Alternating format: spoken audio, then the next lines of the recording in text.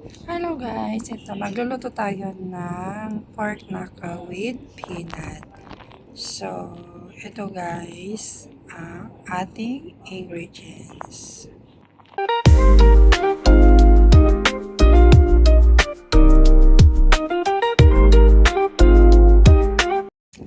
So, ito na nga guys, mag-isa tayo. So, ayan, nilagyan ko ng mantika kawali, tapos nilagay ko na rin po ang bawang sibuyas.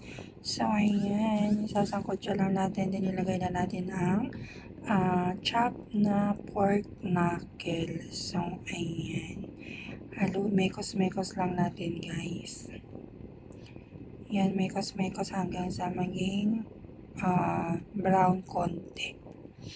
Isang kutsa pa ang tawag dun. Ayan. Mekos-mekos.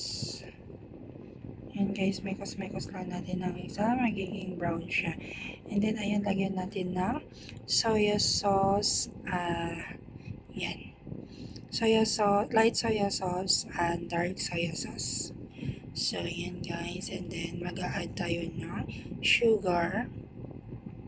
So, ayan. Depende sa inyo kung ilang dami ng asukal yung ilalagay nyo guys. And then ayan, isabay na natin yung mani para sabay maluto sa ating pork knuckle. So ayan guys, lagyan natin ng tubig. Ayan.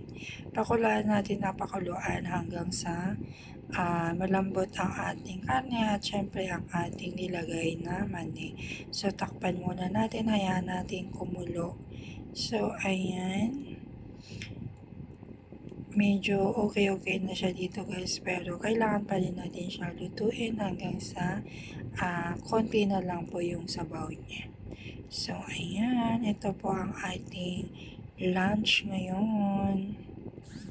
Ayan. Ito yung request ni Lolo na ating lulutuin.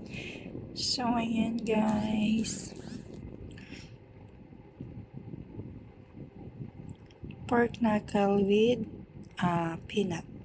So, ayan. Okay na siya guys. So, ito yung lunch namin.